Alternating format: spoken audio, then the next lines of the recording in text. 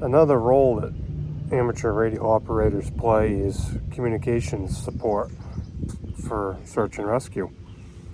Right now there's a missing person in this area. He's been missing 8 days now, and it's waterborne in the ocean, so he's gonna move around. And I was out of town the last few days. I got back in town yesterday afternoon, and I threw my call sign out on my repeater and had a guy jump on, and he goes, "Well, they didn't want us, so they sent us home." I go, "What are you talking about?"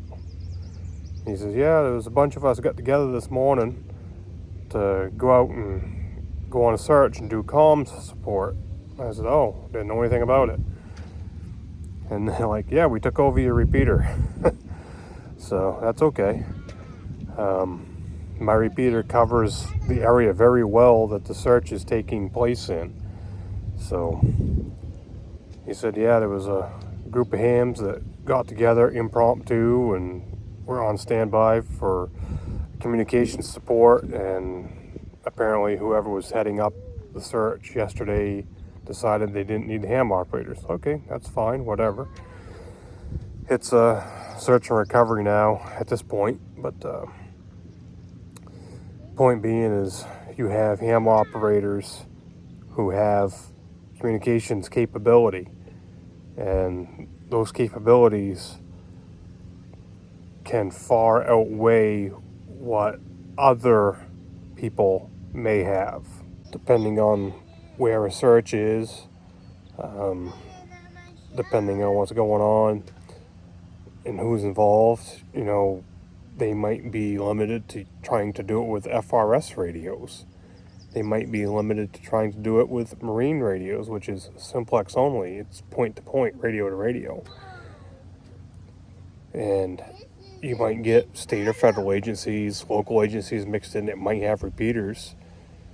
But then your problem is you're jamming up maybe repeaters that are used for fire dispatch, law dispatch, EMS dispatch. And you can't jam them up for days on end running a search. And this is going to vary depending on where you're at and how communications are set up. So then when you put ham operators in the game, like for this area, we can take a ham repeater. So in this example, my repeater covering the area the search is, you could jam that repeater up endlessly, and you're not going to interfere with public safety, with paging, dispatch, nothing like that, or other emergency traffic. And you can have X amount of number of people running around with portables, running around with mobiles. You can put them on boats. You can put somebody in an airplane. You can do whatever you need to do and have everybody on that repeater and all communicating. They can all talk to each other. They can all hear each other. They're not stuck on simplex.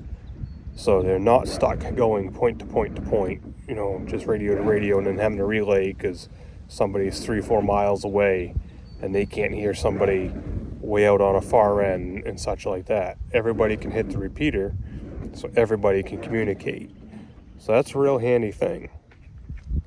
And for the most part, ham repeaters are going to be open for any licensed hams to use. Mine is. I don't care who uses it. You get a ham license, knock yourself out. And in a situation like this search going on, I didn't even know they commandeered it. And I don't care, they did. It's good they did. It's not like I expect, and no repeater owner should expect, if a search like that is going on, to have to be asked permission to say, yeah, you can use my repeater to run your comms for a search and rescue or a search and recovery. It should be an implied consent, right? And with me, it's definitely implied consent. You need my repeater, you use it, not a problem. I was out of town. I didn't get any phone calls saying, hey, can we use it? They got a group together and they needed the repeater because it covered the area. And they took it and they did what they needed to do. So, not a problem. And that's a good thing with amateur radio. Catch you later.